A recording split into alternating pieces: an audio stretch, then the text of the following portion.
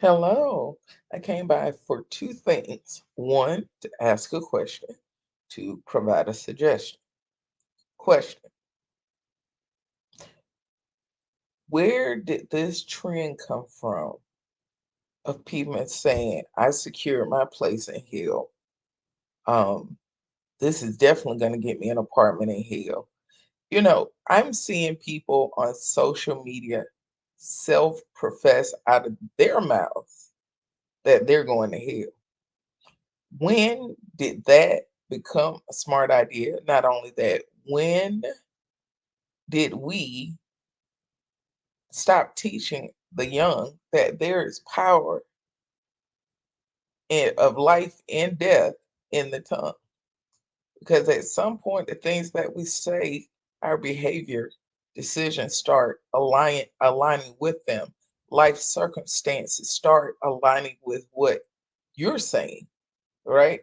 If you're sitting on social media and the first thing come to your mind, "Ooh, I know I'm going to hell because Imma laugh." Laughter make you go to hell? And I'm just curious, where did that trend start? And is it an indication that people just don't believe in heaven, hell, God, Christ, nothing, right? They think everything is a joke. Hee hee ha ha. Always want to be showing their teeth. Everything isn't funny. It isn't. No. Uh-uh. I tell people, you've heard people say, I wish I could get me some food stamps. And then you look up, they lost their job. And guess what? Now they need some food stamps. You don't covet and proclaim out of your mouth things that are associated with poverty and lack. You don't ask God to please put me in a situation so I can get me some free food. You don't do that or trust and believe it shall come to pass. Yeah, because it went from your heart and now it's coming out of your mouth. Now, once something start coming out of your mouth, dear, you are on dangerous ground. Isn't that something people will proclaim out of their mouths?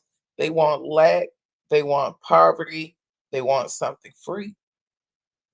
They're not scared to go into hell and everything else, but it never, how many of them actually have a real prayer life? I'm just curious. See, these are things that kind of run through my head. Now, I forgot I need to add one more thing to this. I'm sorry, I'm going to sleep. Another thing, I'm no longer watching Netta and Charles. I saw someone's comment. I forgot who it was. I do apologize. And they stated we had no business, they had no business being viral in the first place. I must admit, I agree. Because I even saw something very similar to what Andrew did, waving like he had an entourage or some people taking pictures of him and cheering him on and all of this when it didn't happen because they were able to look in the reflection of the truck to see he was the only one there, out standing outside by himself. And then number two, Netta does that a few times at airports and everything. They have a soundtrack playing out of the car really loud while they're walking up. Oh, Netta and Charles. I mean, and then they're walking and waving in the area where these people supposed to be waving and screaming their name. There isn't anyone there. So the reason why I said that I can no longer watch Netta and Charles, it is because of Netta's behavior. Netta's behavior with Charles, it's become alarming, very controlling, very manipulative, very negative, right? Um, and I'm not okay with seeing a grown man be treated like he's 12. I don't care what, I'm sorry, a person are attracted to. Your mate shouldn't be treating you like you're a child, speaking for you, over talking you, telling you what to do, bossing you around. I mean, even when I started analyzing it, the whole Charles, your lunch is ready. That's like a mom calling and saying, son, your lunch is ready. I made you something. You get what I'm saying? The child outside playing and the mom in the kitchen. Daniel, Daniel, your lunch is ready. I made something special for you. I know you love those flats with wings. I made them. Oh, I made some lemon pepper. And then I made some other ones that are buffalo ranch. Uh-huh. And I look at you. Oh, look at the little boy. Yeah, that's creepy. Okay. That I'm just not comfortable with it. Right. And so I hope y'all understand, but it's creepy how Netta treat ooh, my God is like I must be really, really tired. Treating your mate like they're a child is just it's unacceptable, undesirable, and you know, I don't think it's a healthy situation for Charles to be in. Um, I don't think Charles happy with Netta. I can say that.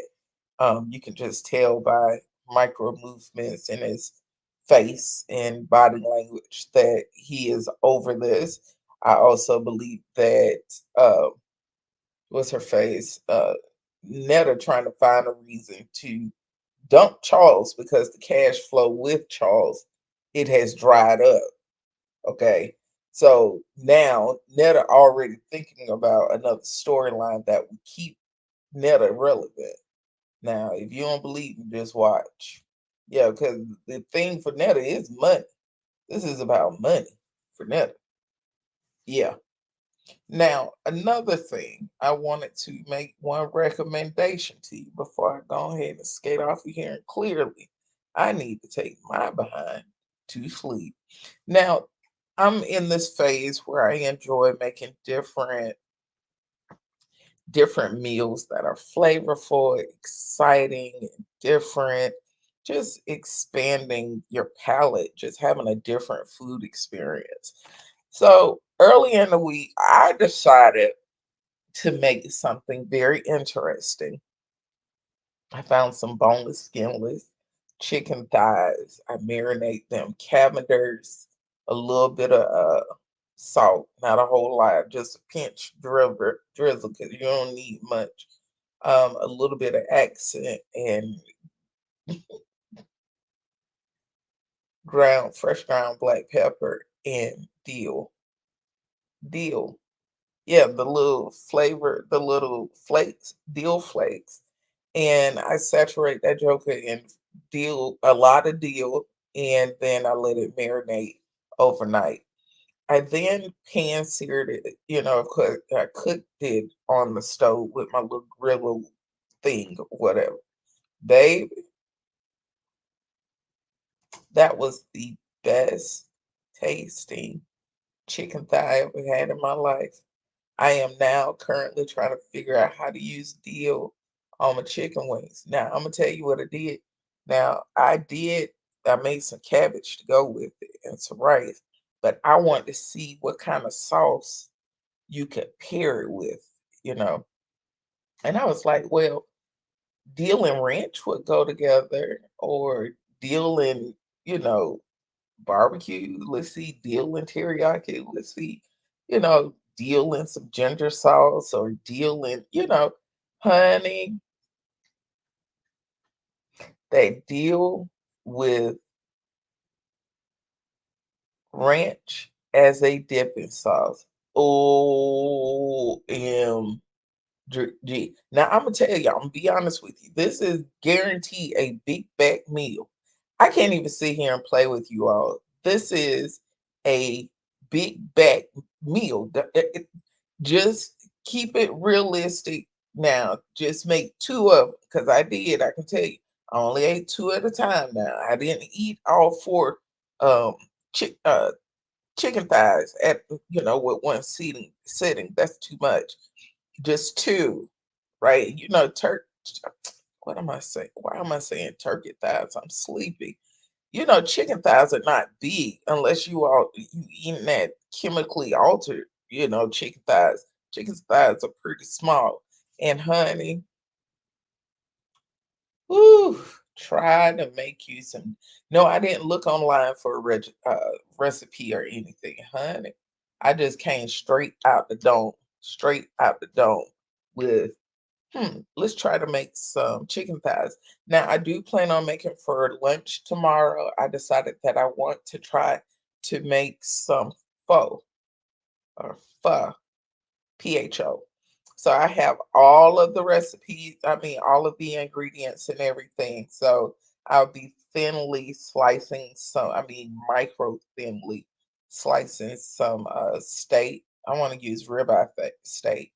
And then, make me a nice pho bowl with the bean sprouts, the fresh jalapeno peppers, all of that. So that's what I'm having for lunch tomorrow.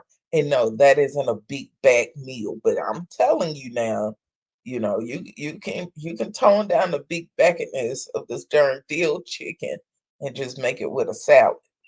Now you can do that because I'm telling you, I'm making it again. Ooh, wait a minute. Wait a minute. Ooh. If you go ahead and you don't pan sear that, you cook the chicken now. You cook the dill chicken, then you chop you up some romaine, some tomatoes, cucumbers, and just a number of different, oh, even some red cabbage, a little red cabbage in there, and season it down, you know. Oh yeah, some croutons or some wonton strips, and then you cut up or chop up. Use the little thing and chop up the dill chicken thighs, and then you sit them on top of the salad and put some ranch dressing in there. Ooh, that's good. Ooh, that's good. Ooh, yeah. And then maybe you can do like a little squeeze of lemon on top. And then the third, ooh, lemon and dill. Ooh, that is good, honey. Ooh, now that's not a big bag meal because you have everything. You have your veggies, you have your good chicken, your protein. So you did good. So that's how you beat back your meal.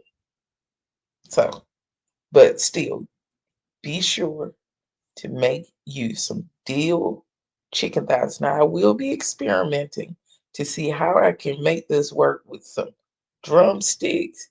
And also, if I figure out how to make dill hot wings that taste kind of like a pickle. Ooh, ooh, ooh, ooh. Yes, that would be the dish to premiere at homecoming. OMG, I have some experimenting to do. Because can you imagine that? Like using the deal and then you fry, your wings getting real crunchy. Honey. And they'll bite their fingers eating this stuff. Because, honey, if I don't know how to do nothing else, I know how to cook, sugar. Yes, indeed, honey. I was raised by the best. Indeed. And I'm a Southern woman. We go the long ways. We got you from appetizers, desserts, salad, bread. We got you.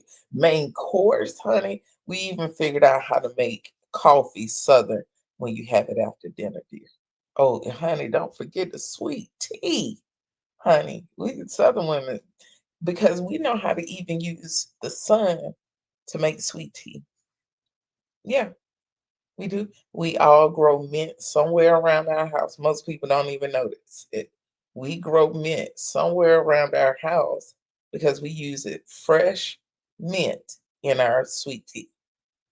Yeah, people don't know that. And mint, it's extremely easy to make, growth. Yeah, but we usually sit it somewhere, or put it somewhere close to the house. Hmm. Hold on one second. They are doing too much. And I'm about to go to sleep anyway. Somebody about to be left on unread. Indeed, dear. Okay, let me hop off. Enjoy. Let me know what you guys think about all of these 11 questions I had. And also about this deal uh recipe. Everybody's talking about so and so perkles or pickles, honey. That's nasty. We always looking for a new way to make wings come alive, honey. Can you imagine? Let me shut up. Y'all have a good one. Can't wait to read your thoughts, comments, and opinions. It makes my day. Talk with you soon.